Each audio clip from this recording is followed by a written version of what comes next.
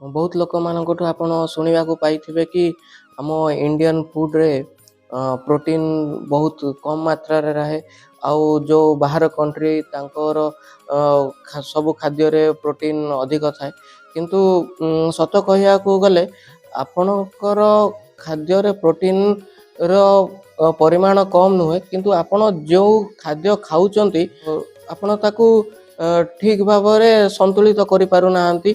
जोटारे आपण प्रोटीन नेबा कथा आपणकर निजर खाइबार अभ्यास एमिति कि आपण प्रोटीन क्वांटिटी जोटारे थाए, जो प्रोटीन रिच फूड जोटा थाए आपण सेटा को ऐड करू नाहंती।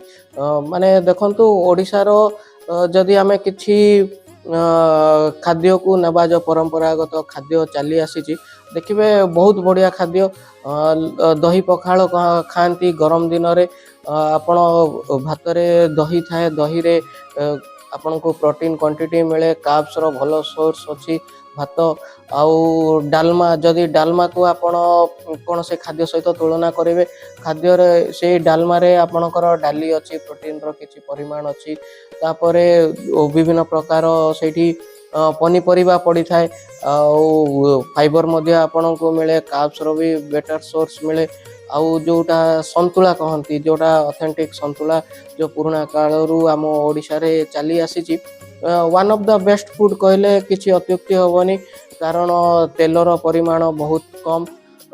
लोक यही सबू बुझा को चेष्टा करती नहीं। कथारे अच्छी गाँ कनिया सिंघाणी नाकी, सेहीपरी लोक मैंने निज परंपरागत खाद्य को चिन्ह पार ना, जमी गाई क्षीर पिला राति पीवा को दि जाए। क्षीरटा हूँ गोटे प्रोटीन रो सोर्स, स्लो डाइजेस्टिंग प्रोटीन, जोटा कि राति रे सोइला परे पूरा राति आम देह को तार प्रोटीन क्वांटिटी जगे थाए। तापरे दही हो गला, छेना हो गला, विभिन्न खाद्य अच्छी। आपण ताकू ठीक भावरे ताकू कस्टम करि पारले आपण को प्रोटीन बहुत बढ़िया मिली पारिबो।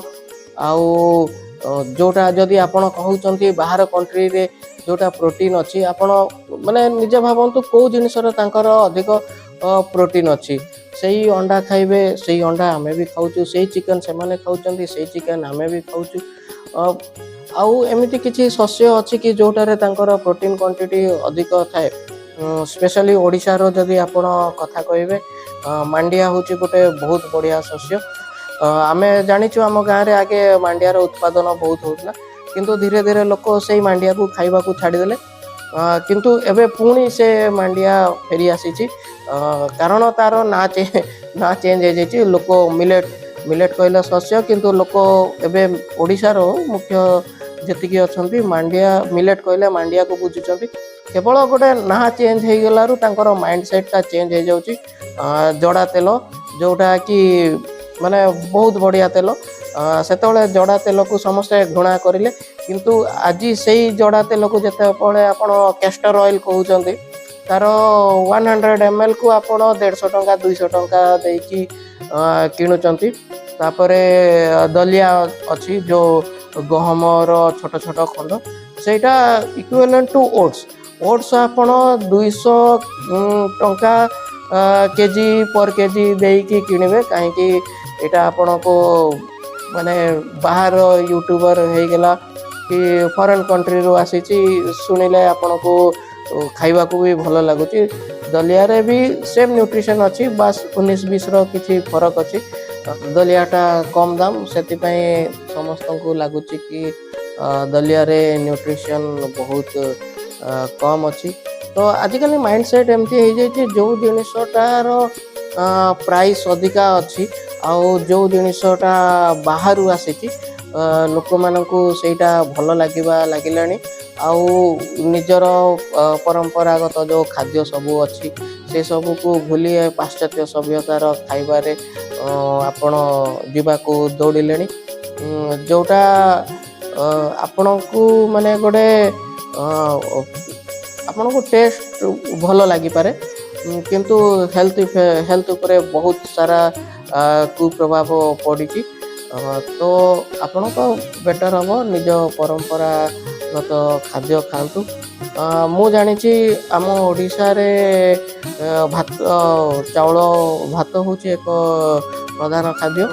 ଭାତ ହେଉଛି ଏକ ପ୍ରଧାନ ଖାଦ୍ୟ, କିନ୍ତୁ ମାଇଣ୍ଡ ସେଟ୍ ଦେଖନ୍ତୁ ଲୋକମାନଙ୍କର ମାନେ ବିଶେଷ କରି ମୁଁ ଓଡ଼ିଶା କଥା କହୁଛି। ଯେତେବେଳେ ଆମେ କୌଣସି କାହାକୁ କହୁଛୁ ଡାଇଟ୍ ବିଷୟରେ, ତ ସେମାନେ କହନ୍ତି କି ନା ମୁଁ ଡାଇଟ୍ରେ ଅଛି, ମୁଁ ଏବେ ଭାତ ଖାଇବା ଛାଡ଼ି ସାରିଛି, ମୁଁ ଏବେ ରୁଟି ଖାଉଛି। ମୁଁ କହିଲି କ'ଣ ପାଇଁ ଆପଣ ଭାତ କ'ଣ ପାଇଁ ଛାଡ଼ୁଛନ୍ତି? ଭାତ ରୁଟିର ଯଦି ଆପଣ ନ୍ୟୁଟ୍ରିସନ୍ ଫ୍ୟାକ୍ଟକୁ ଯଦି ଆପଣ ଗୁଗଲ୍ ବି କରିକି ଦେଖିପାରିବେ, ପ୍ରାୟ 19-20ର ଫରକ ପଡ଼ିଥାଏ।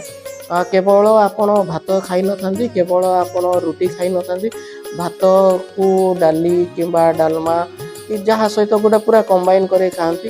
ଆଉ ରୁଟିକୁ ବି ଆପଣ ତରକାରୀ ସହିତ କମ୍ବିନେସନ୍ କି ଡାଲି ସହିତ କମ୍ବିନେସନ୍ କରିକି ଖାଇଥାନ୍ତି। ଆଉ ଓଭରଅଲ୍ ଫୁଡ଼୍ର କ୍ୟାଲୋରିକ୍ ଭ୍ୟାଲ୍ୟୁ ଆଉ ନ୍ୟୁଟ୍ରିସନ୍ ଭ୍ୟାଲ୍ୟୁ ଦେଖିଲେ ପାଖାପାଖି ସେମ୍ ହେଇଯାଏ। କିନ୍ତୁ ଯାହା ଚାଲିକି ଆସିଛି ତାହାକୁ ଆପଣ ଚେଞ୍ଜ କରିପାରିବେ ନାହିଁ। ତ ଆପଣ ଏତେ ଇନଫର୍ମେସନ୍ ଆପଣଙ୍କ ଇଣ୍ଟରନେଟ୍ରେ ଆଭେଲେବଲ୍ ହେଇଯାଇ ସାରିଛି, ଆପଣ ନିଜର ଖାଦ୍ୟକୁ ଭଲ ଭାବରେ କଷ୍ଟମ୍ କରିପାରିବେ। ଆଉ ଦୟାକରି ନିଜର ପରମ୍ପରାଗତ ଖାଦ୍ୟକୁ ଘୃଣା କରିବା ବନ୍ଦ କରନ୍ତୁ। ଯାହା ପୂର୍ବ କାଳରୁ ଚାଲି ଆସିଛି, ବହୁତ ବଢ଼ିଆ ଖାଦ୍ୟ ଆମକୁ ମିଳିଛି। ତ ଇଭନ୍ ଜଗନ୍ନାଥ ମହାପ୍ରଭୁଙ୍କ ପାଖରେ ବି ଅଭଡ଼ା ମିଳୁଛି। ତ ଆପଣ ଜାଣିପାରିଥିବେ କି ଆମର ପରମ୍ପରାଗତ ଖାଦ୍ୟରେ କେଉଁ ପ୍ରକାର ଶକ୍ତି ଅଛି। ସୋ ପାଶ୍ଚାତ୍ୟ ସଭ୍ୟତାକୁ ଅନ୍ଧ ଭଳି ଫଲୋ କରିବା ଟିକେ ଛାଡ଼ନ୍ତୁ।